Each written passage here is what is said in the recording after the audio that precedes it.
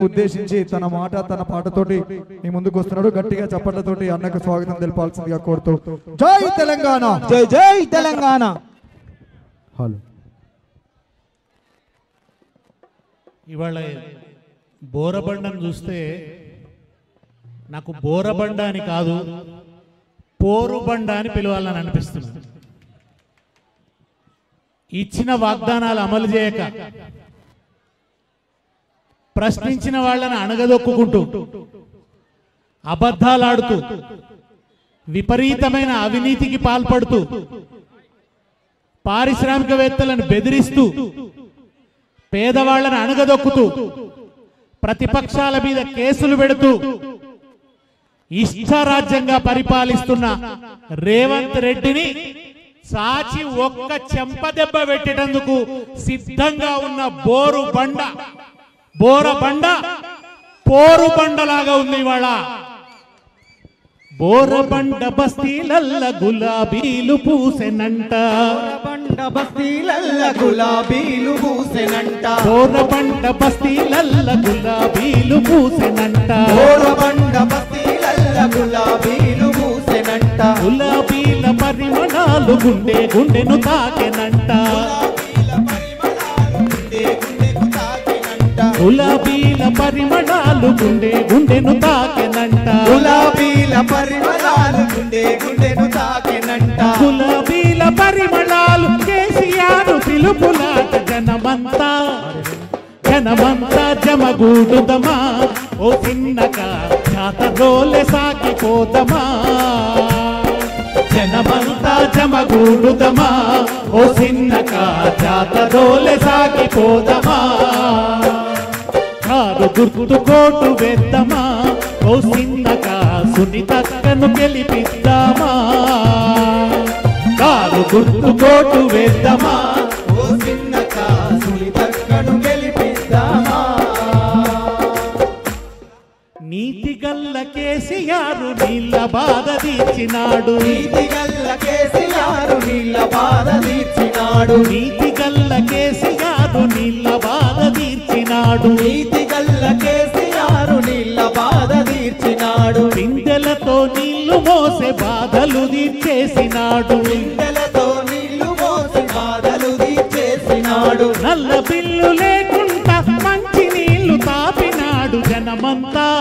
అయ్యో కాంగ్రెసు రాజ్యం వచ్చనా ఓ చిన్నక నీళ్ళ గోసమల్ల తెచ్చనా, కాంగ్రెసు రాజ్యం వచ్చనా ఓ చిన్నక నీళ్ళ గోసమల్ల తెచ్చనా,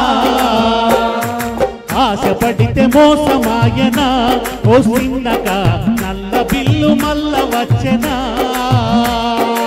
ఆశపడితే మోసమాయనా ఓ చిన్నక నల్ల బిల్లు మల్ల వచ్చనా, జనమంతా జమగూడుదమా ఓ చిన్నక జాతరోలే సాగిపోదమా, జనమంతా జమగూడుదమా ఓ చిన్నక జాతరోలే సాగిపోదమా, కారు గుర్తు కోటు వేద్దామా ఓ చిన్నక సునీతక్కను గెలిపిద్దామా, కారు గుర్తు కోటు వేద్దామా ఓ చిన్నక సునీతక్కను గెలిపిద్దామా, కరుణగల్ల కేసీఆర్ కళ్యాణ లక్ష్మి అని, అరుణగల్ల కేసీఆర్ కళ్యాణ లక్ష్మి అని, కరుణగల్ల కేసీఆర్ కళ్యాణ లక్ష్మి అని, అరుణగల్ల కేసీఆర్ కళ్యాణ లక్ష్మి అని, కళ్యాణ లక్ష్మి అని షాదీ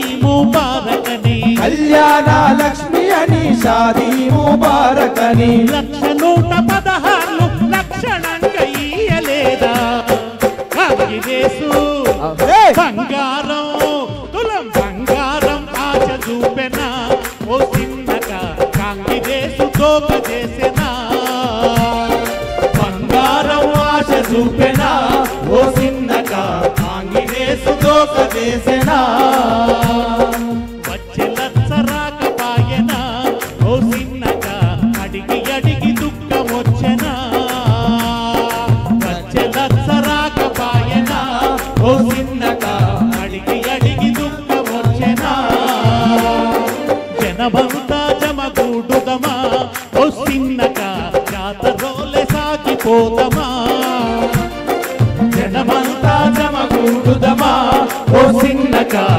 యాత్రదోలే సాగిపోదమా కారు గుర్తు కోటు వేద్దామా ఓ చిన్నగా సునీతక్కను గెలిపిద్దామా కారు గుర్తు కోటు వేద్దామా ఓ చిన్నగా సునీతక్కను గెలిపిద్దామా